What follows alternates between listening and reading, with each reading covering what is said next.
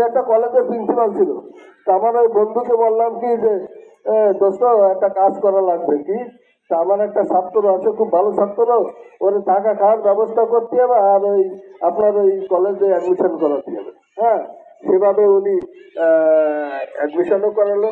আমার আমার কথা রাখেছিল মনে হয়, রেখে মনে হয় সেভাবে ও লেখাপড়া করে সেখান থেকে বেরিয়েছিল। আর সে ভদ্রলোক যদি দেশে থাকতো, আমার সে বন্ধুটা দেশে নাই, সে একবার আমাদের স্কুলেও আইছিল, এইচএসটিটি আর টিম নিয়ে আমার এই স্কুল দেখতে আইছিল, আমার মনে আছে। ও এখন কানাডায় থাকে। হ্যাঁ, কানাডা থেকে গত রমজান মাসে আমাকে ফোন করেছিল একবার। হ্যাঁ, তো যাই হোক, আমরা চেষ্টা করি তোমরা মানে বিষয়টা এখানে রবিউল অনেক কথা বলছে, ডালিম অনেক বিষয়টা সংক্ষেপে আমি বলি।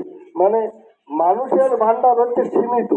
হ্যাঁ, একটা চেয়ারম্যানের বা চেয়ারম্যানের কাছে আবদার করলে সীমিত কিছু দিতে পারে, একজন উপজেলা চেয়ারম্যানের কাছে আবদার করলে সীমিত, একজন প্রধানমন্ত্রীর কাছে চাইলেও সীমিত। কিন্তু আমরা যার অধীনে, যার বান্দা, মহান আল্লাহ তাআলা তার অফুরন্ত ভান্ডার।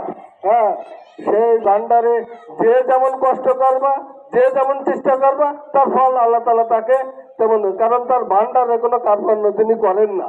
হ্যাঁ, এই বিষয়টা মাথায় নিয়ে যার চেষ্টা করবো। তো সবাই ভালো থাকো, সুন্দর থাকো, সবাইকে ধন্যবাদ। দোয়া করবো আমার জন্য।